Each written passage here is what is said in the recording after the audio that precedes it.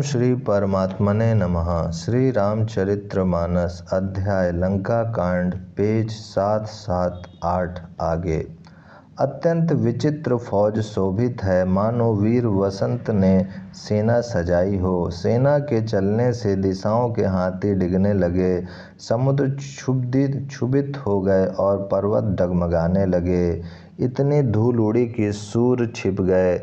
फिर सहसा पवन रुक गया और पृथ्वी अकुला उठी। ढोल और नगाड़े भीषण ध्वनि से बज रहे हैं, जैसे प्रलय काल के बादल गरज रहे हों।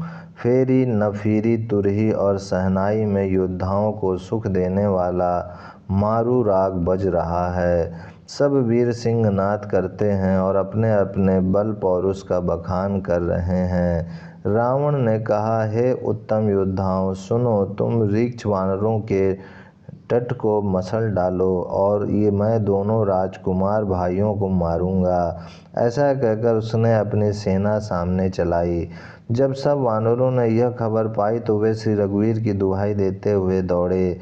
वे विशाल और काल के समान कराल वानर भालू दौड़े, मानो पंख वाले पर्वतों के समूह उड़ रहे हों। वे अनेक वर्णों के हैं, नख, दांत, पर्वत और बड़े बड़े वृक्ष ही उनके हथियार हैं। वे बड़े बलवान हैं और किसी का भी डर नहीं मानते। रावण रूपी मतवाले हाथी के लिए सिंह रूप श्री राम जी का जय जयकार करके वे उनके सुंदर यश का बखान करते हैं। दोनों ओर के योद्धा जय जयकार करके अपनी अपनी जोड़ी जान चुनकर इधर श्री रघुनाथ जी का और उधर रावण का बखान करके परस्पर भिड़ गए। रावण को रथ पर और श्री रघुवीर को बिना रथ के देखकर विभीषण अधीर हो गए। प्रेम अधिक होने से उनके मन में संदेह हो गया कि वे बिना रथ के रावण को कैसे जीत सकेंगे। श्री राम जी के चरणों की वंदना करके वे स्नेहपूर्वक कहने लगे, हे नाथ, आपके ना रथ है, ना तन की रक्षा करने वाला कवच है और ना जूते ही हैं। वह बलवान वीर रावण किस प्रकार जीता जाएगा। कृपा निधान श्री राम जी ने कहा, हे सखे सुनो, जिससे जय होती है वह रथ दूसरा ही है। शौर्य और धैर्य उस रथ के पहिए हैं। सत्य और शील सदाचार उसकी मजबूत ध्वजा और पताका है। बल, विवेक, दम, इंद्रियों को वश में होना और परोपकार, ये चार उसके घोड़े हैं, जो क्षमा, दया और समता रूपी डोरी से रथ में जोड़े हुए हैं। ईश्वर का भजन ही उस रथ को चलाने वाला चतुर सारथी है। वैराग ढाल है और संतोष तलवार है। दान फरसा है, बुद्धि प्रचंड शक्ति है। श्रेष्ठ विज्ञान कठिन धनुष है। निर्मल पाप रहित और अचल स्थिर मन तरकस के समान है। शम मन का वश में होना, अहिंसा आदि यम और शौच आदि नियम, ये बहुत से बाण हैं। ब्राह्मणों और गुरु का पूजन अभेद कवच है। इसके समान विजय का दूसरा उपाय नहीं है। हे सखे, ऐसा धर्ममय रथ जिसके हो उसके लिए जीतने को कहीं शत्रु ही नहीं है। हे धीर बुद्धि वाले सखा सुनो, जिसके पास ऐसा दृढ़ रथ हो वह वीर संसार जन्म मृत्यु रूपी महान दुर्जय शत्रु को भी जीत सकता है। रावण की तो बात ही क्या है। प्रभु के वचन सुनकर विभीषण जी ने हर्षित होकर उनके चरण कमल पकड़ लिए और कहा, हे कृपा और सुख के समूह श्री राम जी, आपने इसी बहाने मुझे महान उपदेश दिया है। उधर से रावण ललकार रहा है और इधर से अंगद और हनुमान, राक्षस और रीछ वानर अपने अपने स्वामी की दुहाई देकर लड़ रहे हैं। ब्रह्मा आदि देवता और अनेकों सिद्ध तथा मुनि विमानों पर चढ़े हुए आकाश से युद्ध देख रहे हैं। शिव जी कहते हैं, हे उमा, मैं भी उस समाज में था और श्री राम जी के रण उत्सव की लीला देख रहा था। दोनों ओर के योद्धा रण रस में मतवाले हो रहे हैं। वानरों को श्री राम जी का बल है, इससे वे जयशील हैं, जीत रहे हैं। एक दूसरे से भिड़ते और ललकारते हैं और एक दूसरे को मसल मसल कर पृथ्वी पर डाल देते हैं। वे मारते, काटते, पकड़ते और पछाड़ देते हैं और सिर तोड़कर उन्हीं सिरों से दूसरों को मारते हैं।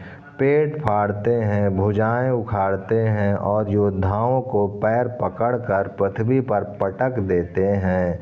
राक्षस योद्धाओं को भालू पृथ्वी में गाड़ देते हैं और ऊपर से बहुत सी बालू डाल देते हैं। युद्ध में शत्रुओं से विरुद्ध हुए वीर वानर ऐसे दिखाई पड़ते हैं मानो बहुत से क्रोधित काल हों। क्रोधित हुए काल के समान वे वानर खून बहते हुए शरीरों से शोभित हो रहे हैं। वे बलवान वीर राक्षसों की सेना के योद्धाओं को मसलते और मेघ की तरह गरजते हैं। डांट कर, चपेटों से मारते, दांतों से काट कर, लातों से पीस डालते हैं।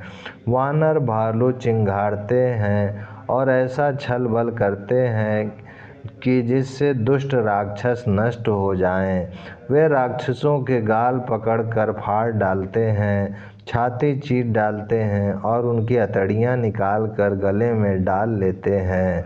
वे वानर ऐसे देख पड़ते हैं मानो प्रहलाद के स्वामी श्री नरसिंह भगवान अनेकों शरीर धारण करके युद्ध के मैदान में क्रीड़ा कर रहे हों। पकड़ो, मारो, काटो, पछाड़ो आदि घोर शब्द आकाश और पृथ्वी में भर छा गए हैं।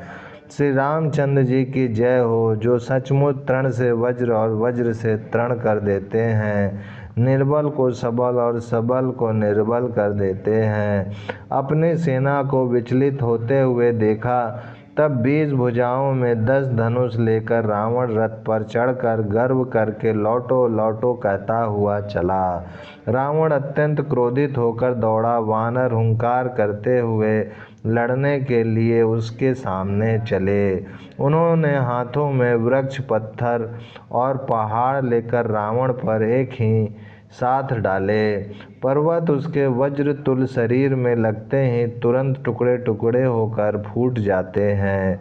अत्यंत क्रोध की रणोन्मत्त रावण रथ रोककर अचल खड़ा रहा, अपने स्थान से जरा भी नहीं हिला। उसे बहुत ही क्रोध हुआ। वह इधर उधर झपट कर और डपट कर वानर योद्धाओं को मसलने लगा। अनेकों वानर भालू हे अंगद, हे हनुमान, रक्षा करो पुकारते हुए भाग चले। हे रघुवीर, हे गोसाई, रक्षा कीजिए, यह दुष्ट काल की भांति हमें खा रहा है। उसने देखा कि सब वानर भाग छूटे, तब रावण ने 10 धनुषों पर बाण संधान किए। उसने धनुष पर संधान करके बाणों के समूह छोड़े। वे बाण सर्प की तरह उड़कर जा लगते थे। पृथ्वी, आकाश और दिशा विदिशा सर्वत्र बाण भर रहे हैं। वानर भागे तो कहाँ, अत्यंत कोलाहल मच गया। वानर भालुओं की सेना व्याकुल होकर आर्त पुकार करने लगी। हे रघुवीर, हे करुणा सागर, हे पीड़ितों के बंधु, हे सेवकों की रक्षा करके उनके दुख हरने वाले हरि। अपनी सेना को व्याकुल देखकर, कमर में तरकस कसकर और हाथों में धनुष लेकर श्री रघुनाथ जी के चरणों पर मस्तक नवाकर लक्ष्मण जी क्रोधित होकर चले। लक्ष्मण जी ने पास जाकर कहा, अरे दुष्ट, वानर भालुओं को क्या मार रहा है? मुझे देख, मैं तेरा काल हूँ। रावण ने कहा, अरे मेरे पुत्र के घातक, मैं तुझी को ढूंढ रहा था। आज तुझे मार कर अपनी छाती ठंडी करूँगा। ऐसा कहकर उसने प्रचंड बाण छोड़े। लक्ष्मण जी ने सबके सैकड़ों टुकड़े कर डाले। रावण ने करोड़ों अस्त्र शस्त्र चलाए। लक्ष्मण जी ने उनको तिल के बराबर करके काट कर हटा दिया। फिर अपने बाणों से उस पर प्रहार किया और उसके रथ को तोड़कर सारथी को मार डाला। रावण के 10 मस्तकों में 100 बाण मारे। वे सिरों में ऐसे बैठ गए मानो पहाड़ के शिखरों में सर्प प्रवेश कर रहे हों। फिर 100 बाण उसकी छाती में मारे। वह पृथ्वी पर गिर पड़ा, उसे कुछ भी होश न रहा। फिर मूर्छा छूटने पर वह प्रबल रावण उठा और उसने वह शक्ति चलाई जो ब्रह्मा जी ने उसे दी थी। ओम शांति शांति शांति।